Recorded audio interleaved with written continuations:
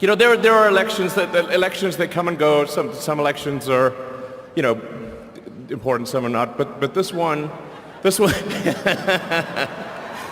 one really mattered. And I just want to say thank you for making it happen. Thank you.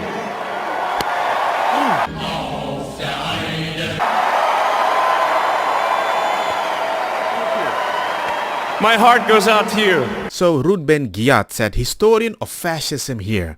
That was a Nazi salute and a very belligerent one too. And then somebody said, of course, these Nazi salutes are fine by our highly flexible historians of fascism. Okay. Good to see you. Thank you. How can we stop what's happening? Okay. I mean, it's a deaf lip reader, so maybe I can trust him. Sure. The first item that President Trump is signing is the rescission of 78 Biden-era executive actions, executive orders, presidential memoranda, and others. The second item, President Trump, is a regulatory freeze, as you announced in your speech, preventing bureaucrats from issuing any more regulations until we have full control of this, the government and this administration. I dislike overregulation. I can understand regulation, but if the current regulation is failing, we need to get some control, then apply the proper regulation. The loudest boos so far have not been for President Biden or Vice President Harris. The loudest boos so far were for former Vice President Mike Pence when he walked in. Traitor! Former New York City Mayor Rudy Giuliani. Okay, now the boos are picking up again, as you can imagine. And if I have to be honest, I don't think it's against Bill Clinton. I think it's against Hillary Clinton because a lot of people don't like what she did with the laptop that randomly got destroyed or disappeared. So, again, pretty interesting to watch this kind of in real time and how sort of MAGA world is watching. Big boos right now, as you can imagine. I don't know if you guys can hear it over my mic, but... Boy, is that striking. Former President Obama. Yeah, former President Obama getting a resounding, as we would say in New York, a Bronx cheer here. I mean, let's be honest. If the fine people hoax that Trump never said that bad people, KKK or whatever, were fine people, and Obama tried to use that to smear him and tell all the black people, you better know who you're voting for. I don't know.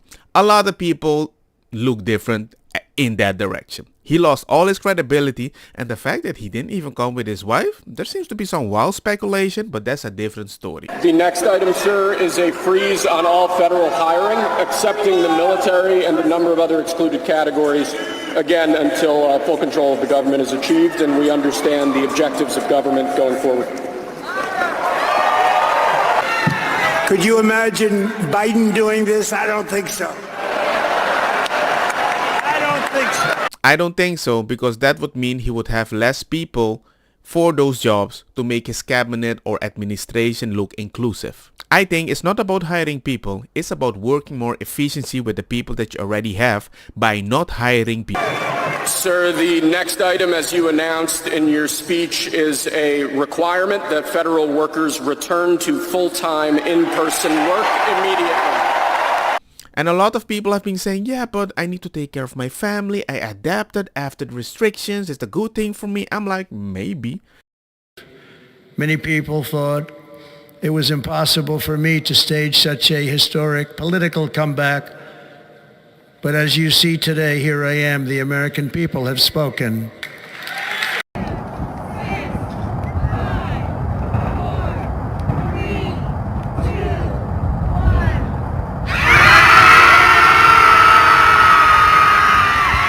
This seems to be the reaction of certain liberals in San Francisco against the inauguration of Trump by going to scream on a mountain.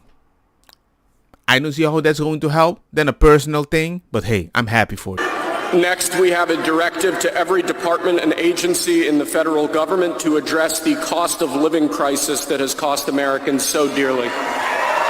Next item here is the withdrawal from the Paris Climate Treaty. I'm surprised, but I'm not shocked, because if China ain't doing anything about the smoke they're creating, if LA isn't doing enough to prevent the fire in the big forest that also affects climate change, hey, We're going to save over $1 trillion by withdrawing from that treaty. This week, I will reinstate any service members who were unjustly expelled from our military for objecting to the COVID vaccine mandate with full back pay.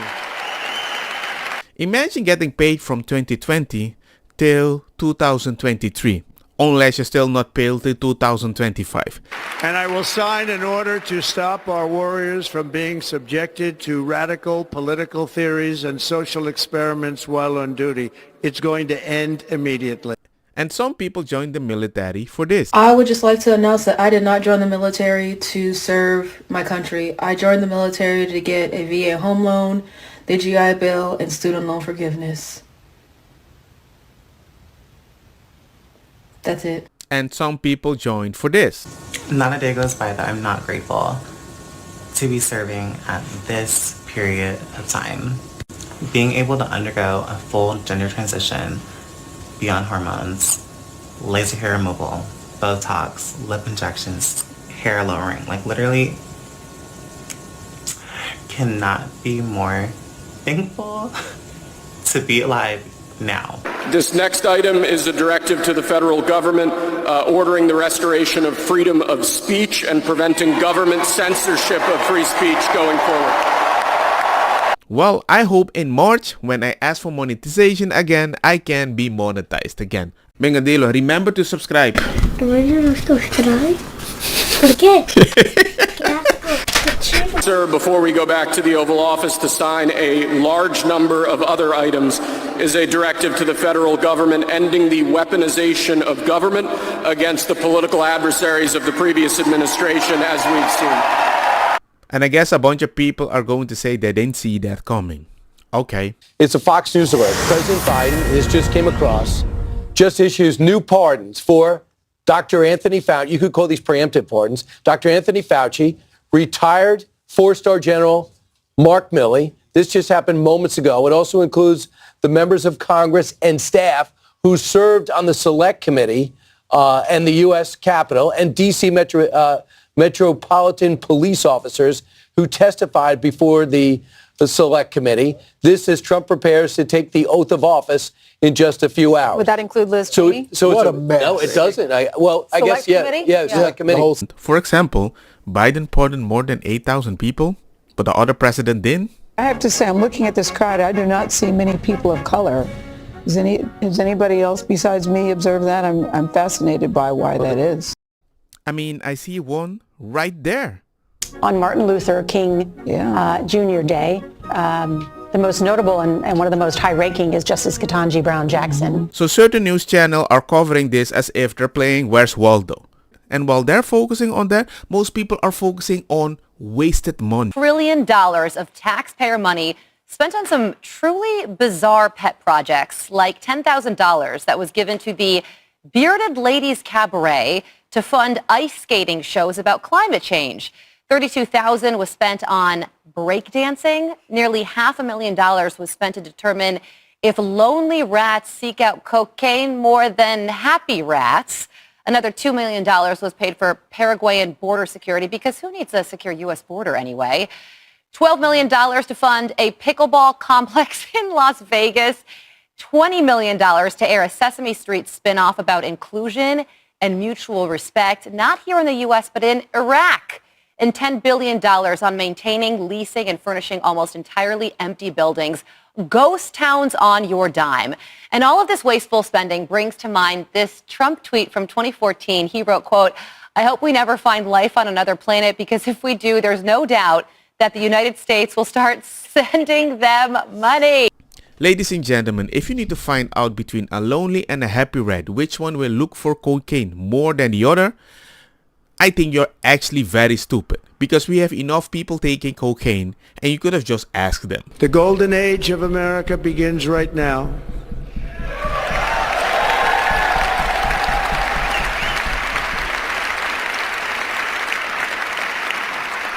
From this day forward, our country will flourish and be respected again all over the world. We will be the envy of every nation, and we will not allow ourselves to be taken advantage of any longer. during every single day of the Trump administration, I will very simply put America first. A state of emergency is officially now in effect on the border. Does it feel like an emergency where you are standing?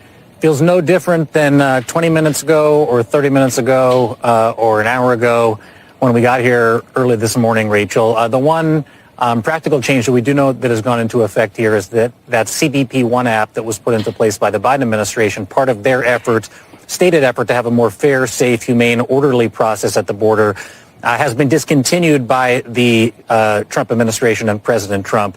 I have to say I've reported from this spot over the course of 4 different presidential administrations for NBC News and MSNBC. In the Obama administration, it's not a state of emergency, but about 300,000 kids are missing.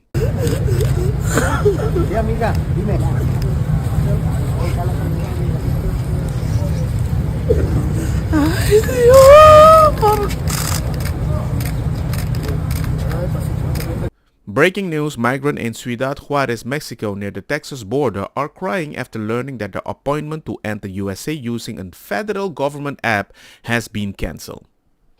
It is happening. Advertencia. Esta es una área restringida federal, fuera de los límites de personal no autorizado. La entrada o el movimiento no autorizado más allá de este punto dará lugar a la detención, al procesamiento y la aplicación posible de la fuerza. This is El Paso, Texas, and yes, this is happening.